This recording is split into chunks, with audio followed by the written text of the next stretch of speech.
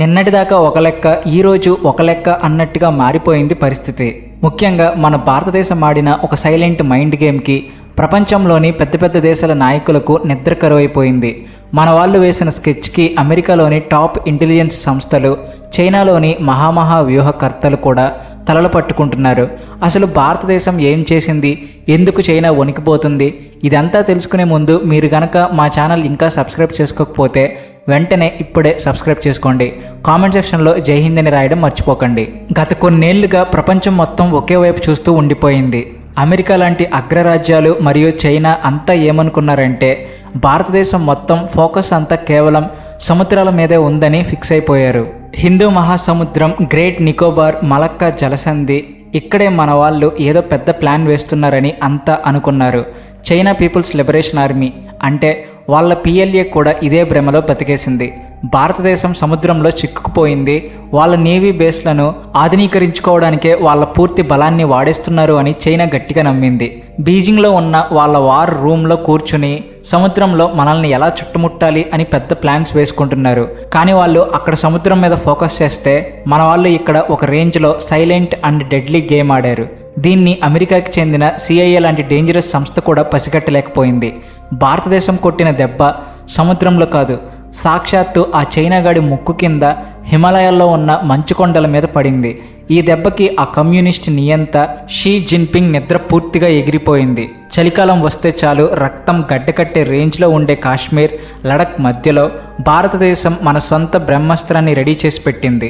నిన్నటిదాకా ప్రపంచంలో ఉన్న టాప్ ఎక్స్పర్ట్స్ అంతా కూడా ఇలాంటిది ఒకటి చేయడం అసలు సాధ్యం కాదు అని ఫిక్స్ అయిపోయారు. చైనా ఫోకస్ అంతా తూర్పు వైపు ఉంటే మన దేశం ఏకంగా ఆ హిమాలయాలను తొలచి ఒక చారిత్రాత్మకమైన భారీ ప్రాజెక్ట్ని కంప్లీట్ చేసింది. ఇది భవిష్యత్తులో చైనా చేసే ప్రతి కుట్రని శాశ్వతంగా సమాధి చేసేంత పవర్ ఉన్న ప్రాజెక్ట్. కానీ ఇక్కడ అందరికీ వచ్చే అతిపెద్ద డౌట్ ఏంటంటే ఒకప్పుడు పాశ్చాత్య దేశాలు కలలో కూడా దాటలేము అనుకున్న ఆ భారీ హిమాలయ మంచు కొండలను భారతదేశం తనకి అత్యంత ప్రాణాంతకమైన శక్తిగా ఎలా మార్చుకుంది? అసలు ఇది కేవలం ఒక మామూలు రోడ్డు ప్రాజెక్టా, లేక ఏదైనా యుద్ధం వస్తే రాత్రికి రాత్రే మన ఆర్మీ పవర్ని 100 రెట్లు పెంచేలా లడఖ్లో మన దేశం వేసిన మాస్టర్ స్కెచ్చా?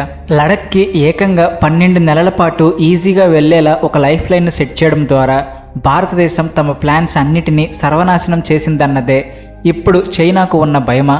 ఇంత తక్కువ టైంలో అంత పెద్ద అద్భుతాన్ని క్రియేట్ చేసిన మన ఇంజనీర్ల పవర్ చూసి అమెరికా లాంటి దేశాలే షాక్ అవుతున్నాయి. అసలు వాళ్ళు ఏం చేశారో చూద్దాం. ఇప్పుడు ఆ ఇంజనీరింగ్ అద్భుతం గురించి మాట్లాడుకుందాం. ఒక్కసారి ఆ ప్లేస్ ఎలా ఉంటుందో ఇమాజిన్ చేసుకోండి. సముద్ర మట్టానికి సుమారు 11,578 అడుగుల ఎత్తు. ఇది ఎంత డేంజరస్ హైట్ అంటే అక్కడ గాలి ఎంత పలుచగా ఉంటుందంటే ఒక మామూలు మనిషికి శ్వాస తీసుకోవడం కూడా కష్టమైపోతుంది. ఆక్సిజన్ దారుణంగా పడిపోతుంది.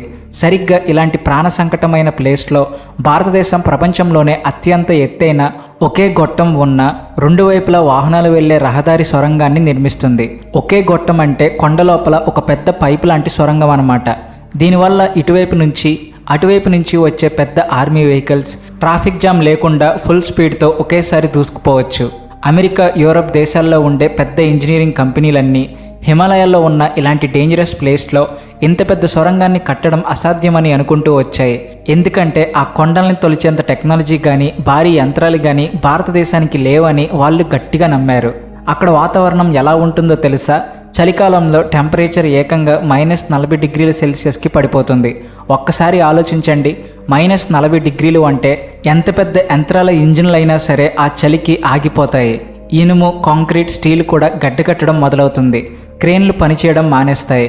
కానీ మన ఇండియన్ వర్కర్లు, ఇంజనీర్లు ఆ రేంజ్ చలిలో కూడా అస్సలు వెనక్కి తగ్గలేదు.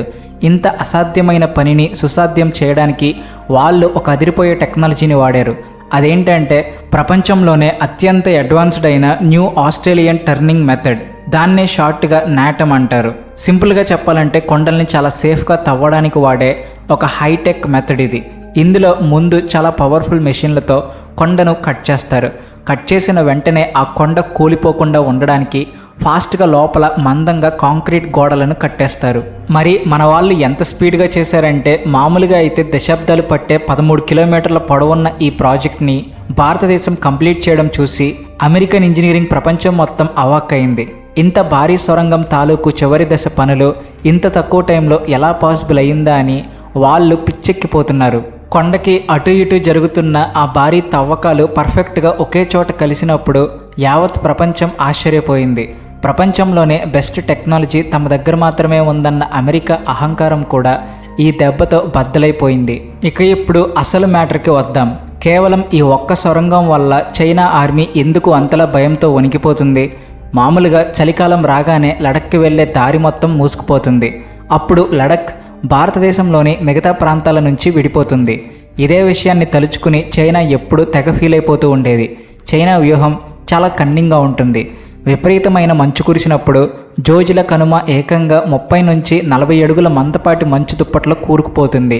ఆ టైంలో మన ఆర్మీకి వెనక నుంచి ఎలాంటి సపోర్ట్ అందదు అని వాళ్ళ ఫీలింగ్. అలా లడఖ్ దేశం నుంచి కట్ అయిపోయిన టైం చూసుకుని లైన్ ఆఫ్ యాక్చువల్ కంట్రోల్ దగ్గర గట్టిగా ప్రెషర్ పెడితే భారతదేశం ఏమీ చేయలేని స్థితిలో ఉంటుందని చైనా ప్లాన్ వేసింది.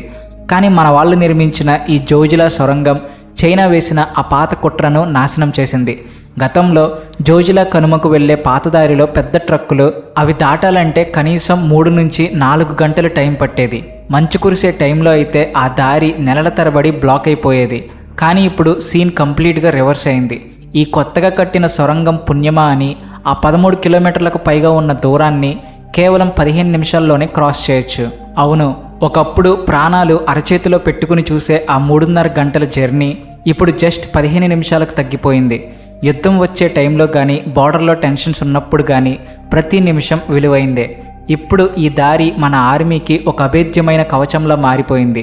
దీన్ని ఏ తుఫాను ఎంత మంచు కురిసినా ఆపలేదు. ఇప్పుడు చైనాకి చలికాలంలో ఉన్న ఆ ఎడ్జ్ పూర్తిగా జీరో అయిపోయింది. బీజింగ్ వార్ రూమ్లలో కూర్చున్న వాళ్ళ జనరల్స్కి చెమటలు పడుతున్నాయి. ఏ మంచునైతే తమకు దొరికిన ఆయుధంగా వాడుకున్నారో దాన్ని భారతదేశం తనకి అనుకూలంగా ఎలా మార్చుకుందో వాళ్ళకి అర్థం కావట్లేదు. లడఖ్లో ఇక మీదట ఏ దురాక్రమణకు ట్రై చేసినా అది వాళ్ళ నాశనానికే దారితీస్తుందని చైనాకి క్లారిటీ వచ్చేసింది. ఇప్పుడు భారతదేశం ఎలాంటి డిలే లేకుండా తన సైన్యాన్ని అక్కడికి పంపించగలదు. ఏ చిన్న కదలిక చేసినా ఆన్ ది స్పాట్ యాక్షన్ ఉంటుంది. ఈ సొరంగం అనేది కేవలం రాళ్ళు కాంక్రీట్ నిర్మాణం కాదు, ఇది మన ఆర్మీకి ఒక పెద్ద గేమ్ చేంజర్. గతంలో లడఖ్కి దారి మూసుకుపోయినప్పుడు అక్కడ డ్యూటీ చేస్తున్న సైనికులకు రేషన్, బట్టలు, మందుగుండు పంపించడం చాలా టెన్షన్తో కూడుకున్న పని. అప్పట్లో భారతదేశం గ్లోబ్ మాస్టర్, చినూక్ లాంటి భారీ హెలికాప్టర్లను వాడి గాల్లో నుంచి సరుకులు పంపాల్సి వచ్చేది.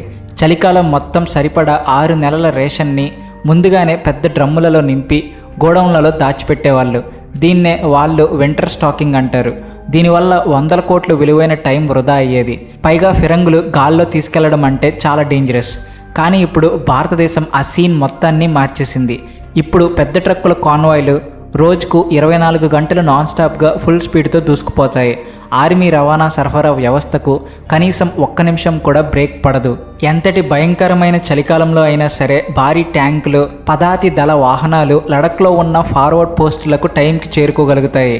ఇది కేవలం సొరంగం చేయడం మాత్రమే కాదు, ఇది భారతదేశం అడాప్ట్ చేసుకున్న కొత్త వ్యూహానికి ఒక ప్రకటన లాంటిది. ఈ కొత్త స్ట్రాటజీలో బార్డర్లో కడుతున్న రోడ్లు, బ్రిడ్జ్లు మనకి అత్యంత శక్తివంతమైన ఆయుధంగా మారిపోయాయి. 90వ దశకంలో మన దేశానికి రక్షణాత్మకమైన ఆలోచన విధానం ఉండేది. బార్డర్ దగ్గర మనం మంచి రోడ్లు కడితే ఎనిమీస్ అదే దారి గుండా మన దేశంలోకి వచ్చేస్తారేమో అని భయపడేవాళ్ళు. కానీ నేటి భారతదేశం ఆలోచన విధానం మారిపోయింది. ఇప్పుడు మనం ఏకంగా మన బార్డర్ల దాకా డబుల్ రోడ్లు వేస్తున్నాము. ఎనిమీ వస్తాడేమో అని వెయిట్ చేయకుండా వాళ్ళకంటే ముందుగా వాళ్ళ ప్లేస్కి చేరుకోవాలనే కసితో పనిచేస్తున్నాము. అందుకోసమే ఏకంగా 70 టన్నుల బరువును తట్టుకోగల స్ట్రాంగ్ వంతెనలను కడుతున్నాము. అత్యాధునిక సొరంగాల కోసం పర్వతాలను చిటికెలో ఛేదిస్తున్నాము. ఇదండి అసలు మ్యాటర్. ఇంతటి అసాధ్యాన్ని సుసాధ్యం చేసిన మన దేశ విజయం గురించి, మన ఇంజనీర్ల డెడికేషన్ గురించి మీరు ఏమనుకుంటున్నారో ఖచ్చితంగా కామెంట్ సెక్షన్లో పంచుకోండి. అలాగే ఈ వీడియో నచ్చితే please like and share and also thanks for watching.